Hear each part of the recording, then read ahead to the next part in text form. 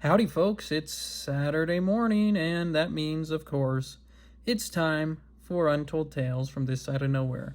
I'm bringing you a new story this week, and I think that this is one you're going to enjoy. I sure had fun writing it. But before we get started, here's a message from our sponsors. Alrighty. Like I said, it's Saturday. It's time for another episode of Untold Tales, and I'm your host, Connor Jones, bringing you a story from just about as close as you can get to the middle of nowhere, that is Poverty Flats, Wyoming. Just an update since last week. Life has gotten a little bit more crazy. So I had recorded the Untold Tales retold from last Saturday on Thursday.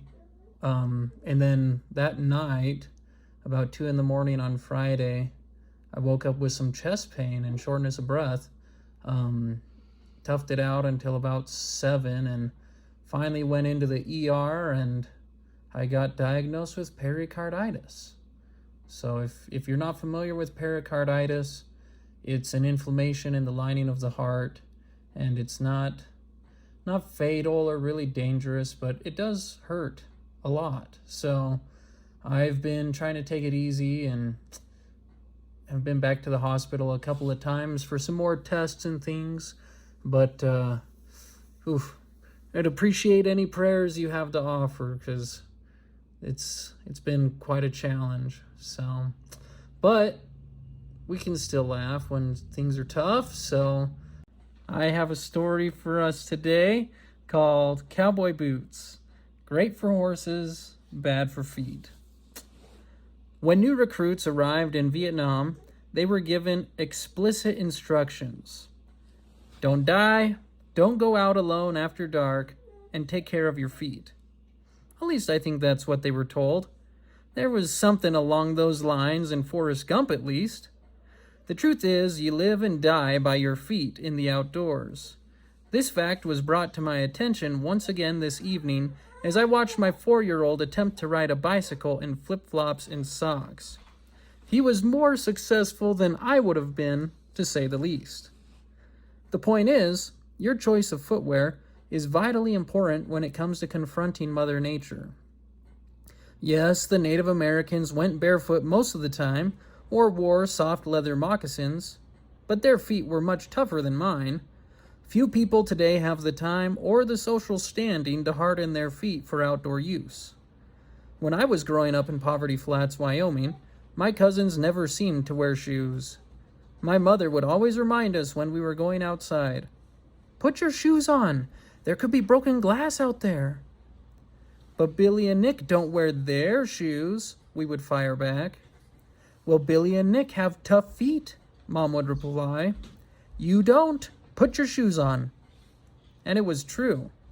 My cousins kicked their shoes off on the last day of school in May and weren't seen in shoes except on Sundays until they returned in late August. I once watched my cousin Billy walk over crushed gravel barefoot, then step on a nail, and finish up by trotting in broken glass. None of these fazed him. For my part, the nail went through the sole of my shoe, and I got to spend a tense hour waiting for my mother to locate my immunization record to be sure I wouldn't die of lockjaw. It was just a fact. If you went barefoot long enough, you would develop an impermeable callus on the soles of your feet that rendered you impervious to all sorts of rough terrain. The first week or so before my cousin's feet hardened were always a bit dodgy, but after that callus formed, they were set. I think the hobbits in The Lord of the Rings would have been impressed by my cousin's feet. I wanted to have tough feet too, and I once slipped my shoes off after leaving the house and double-checking to be sure my mother wasn't looking. When I stepped off the wood porch onto the gravel driveway, I yelped, floated about 6 inches off the ground for a solid 2 seconds, and returned back to the safety of the wooden boards. My shoes remained firmly in place whenever I ventured outside from then on. The fact of the matter is, our modern, thoroughly developed world seldom grants us license to go barefoot, and developing the protective layer necessary for barefoot living is just not socially feasible for many of us. I mean, have you ever tried going to work or school barefoot? People just struggle to take you seriously. Mr. Jones, did you, forget something this morning? Who? Me? Nah, I'm just developing the protective crust on my feet so I can go barefoot outdoors. Oh, so that's why your dogs are out? This followed by raucous laughter. My dogs? More laughter. Yes, your dogs, Mr. Jones. Is that really what the kids call toes these days? No, I couldn't go barefoot at work. I actually learned the kids have a near phobia of showing their feet in public anymore. I once taped a gal's ankle at track practice, and her greatest fear was that someone would see her toes, or her dogs, as she called them, and she insisted her toes remain covered with a rag while I attended to her ankle. And I thought my generation was weird. So, if we can't go barefoot, what are we to do? When it comes to outdoor footwear, there are definitely some do's and don'ts all outdoor adventurers should take into account when selecting footwear for their next outing. First, consider the function of your footwear. I am a big proponent of putting function over fashion. I know this may come as a surprise to some of my family and friends, but I am actually not a very fashionable guy. You should really consider the task you hope to accomplish when you choose what to put on your feet. For instance, if you're going to a big theme park full of dinosaurs, and there is the remotest chance they may escape and you will find yourself running from a 10-ton carnivore, high heels may not be your first choice in footwear. That being said, I have seen at least one woman outrun a Tyrannosaurus Rex in high heels. Based on my limited experience with feminine footwear, I would hazard a guess that scene may have been more Hollywood magic than science-based entertainment. Now, growing up in Wyoming, my footwear of choice was cowboy boots, and I admit they aren't always the most practical. In fact, I may have had an experience somewhat similar to the gal who ran from a T-Rex in high heels, and it was all because of my cowboy boots. The experience came in my final year of college in an education class where we learned about student motivation. The professor told us we would be running the mile in class on a certain day and that we should come prepared. The given day was a Monday, as luck would have it, and I completely spaced it. I was, of course, wearing cowboy boots, and it was with a sinking feeling I realized I was about to relive a scene from a John Wayne movie in real life. Everyone remembers we're running the mile today, right? My professor asked us as we filed into class. Audible groans filled the air, and I looked down at my scuffed pair of Justins. This is going to go well, I thought wistfully of my Brooks running shoes parked at home in a closet. Oh well, I sighed to myself. You get what you get. We filed outside with more belly aching. I would hazard a guess many of my classmates had not so much as ran a quarter mile since high school, and took our place on the starting line. A girl beside me, who looked like she knew what she was doing, laced up a pair of Asics and prepared her heart rate monitoring Apple Watch. I looked down at my button-up shirt, jeans, and cowboy boots and shrugged. I ran about 20 miles a week, and this mile didn't scare me. I wasn't too excited about the boots, though. On your marks, get set, go, called out our professor, and we set out. Some of the kids ran 10 yards and then stopped. Others just walked from the beginning. I tore off at the head of the pack, my heels thudding as I pounded on the concrete. The route led across campus, uphill no less, around a flagpole, and then back down to the building we were meeting in. I took long, loping strides, trying hard not to twist an ankle, and clawed my way down the sidewalk. I could hear Asics girl not far behind me, and a backwards glance revealed her determined expression and smart pace. I found the jeans a bit restrictive, but I had plenty of experience running in jeans. I wore jeans for just about everything back home, and a mile in jeans would be no problem. But those darn cowboy boots were giving me fits. They were well broken in, and they had a nasty tendency to shift around on me when I came down hard on the heel each stride. I only rolled my ankle once, but not too badly, and when I skidded to a halt in front of the professor, I put my arms on my head to catch my breath and turned back to survey the rest of the class. A6 girl was still back a couple 100 yards or so, followed by the rest of the students. Most were walking. 6:37, the professor nodded, looking at his stopwatch. Not bad for a pair of cowboy boots. I grinned stupidly and fought to catch my breath. Would have been better in tennis shoes, I observed. Probably, he nodded with a wry grin. He was most likely thinking about how young and foolish the rising generation was. Yes, cowboy boots may not be the best footwear for a host of activities. They are the unofficial footwear of the cowboy state, but they really are best suited to riding horses and line dancing.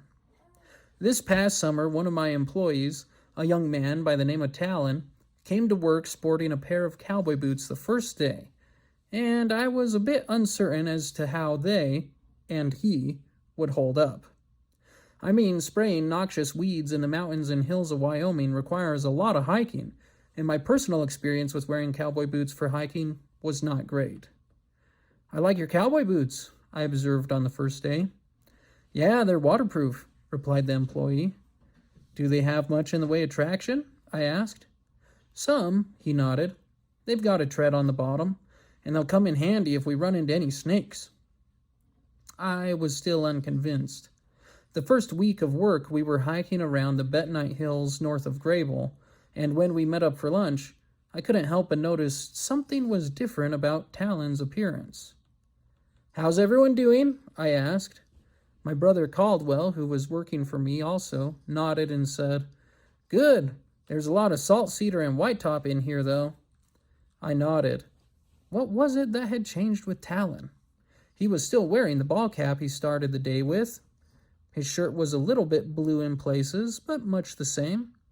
Oh, yes, I knew what was different. Well, I decided to take a swim in the creek, Talon shrugged with a sheepish grin.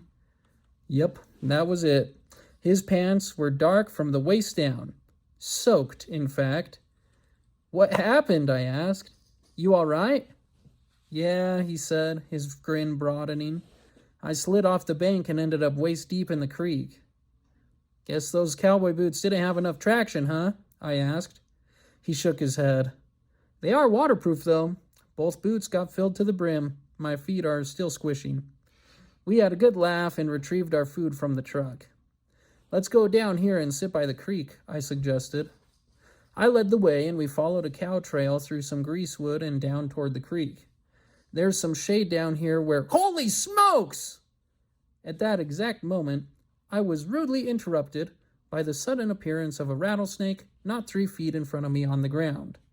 The dirty viper coiled up and rose up in the air, its head swaying back and forth as its other end buzzed like the percussion section of a mariachi band.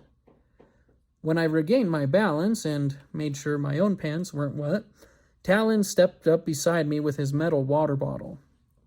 He chucked it as hard as he could, and the snake went scurrying for cover. I looked down at the thick leather of his cowboy boots, and then over at my own hiking boots, complete with fabric mesh uppers for ultra breathability, and said, Say, Talon, would you like to lead the way down to the creek? Several weeks into the spray season, during another lunch break, I noticed Talon's appearance was again different. His pants weren't wet this time, so he hadn't taken a swim. Hat the same, shirt the same. Man, it's hot, Caldwell said, fanning his face with his hat. Sure is, I agreed, swatting at a fly with one hand and holding a PB&J with the other. Talon nodded and opened a bag of chips. I figure if it stays this hot, we'll all have to take a page out of Talon's book and go swimming, I said. Talon gave me a wry smile. Well, you don't want to take a page out of my book today. What happened? I asked. He just shook his head. I knew something was up, but I couldn't put my finger on it. I just took a spill, he said. Those boots a little too slick? I asked. He nodded. Yeah, I slid quite a ways this time. They may not have been the best footwear for this job. I admit I had my misgivings when I saw them that first day, I agreed. Do you get blisters? Not anymore, he shrugged. Not anymore? I asked. You've been working with blisters? He grinned. Yeah, but it's all right. I just shook my head. He was a tough guy. I had to give him that. He hadn't complained once about blisters, but I'm sure if I had blistered feet, the whole world would have known about it. I glanced at my watch, then grunted as I rose to my feet. Well, we probably better get back to it, I said. Caldwell and Talon gathered up their stuff and got up too. I wasn't sure what was different with Talon. His boots looked about the same. Then he stood up, and I noticed the back of his jeans. Geez, Talon, I said. You did take a spill. Talon grinned. I told you I did. I slid about 10 feet. Well, Caldwell said, I'm not sure how to tell you this, but I wouldn't put my wallet in my back pocket any time soon if I were you. Talon slapped his hands to his posterior, and a look of shock appeared on his face. Gee whiz, my pockets are gone. Sure enough, there were where a couple dark blue Wrangler jean pockets should have double-layered Talon's backside. There were just sandy streaks all the way down the back of his legs. Then a grin replaced the shock, and Talon said, I guess these cowboy boots might not have been the best idea. Don't worry, Talon. I've never regretted wearing cowboy boots, I said. And look on the bright side. You haven't been bitten by a single rattlesnake. There you go. Cowboy boots, great for horses, bad for feet. I feel like I've read a Claire Polson novel where a gal had to run from some kidnappers in cowboy boots and she got horrible blisters. But yeah, they look good. They're fun to dance in, ride horses, but there's a long list of things you shouldn't wear cowboy boots to do. So, but yeah, I do love my cowboy boots. I was once told that Wyoming is about the only state where you can wear cowboy boots to church. And it's true. I've seen plenty of cowboy boots at church, so. But if you like to wear cowboy boots or you don't, I want to hear about it. You can send me an email at untoldtalesthepodcast@gmail.com or comment when this episode releases on Facebook. And as always, it's been great sharing this story with you. This has been another episode of Untold Tales from This Side of Nowhere, where we work twice as hard for half as much and still find time for the important things, like fishing. See you next time, folks.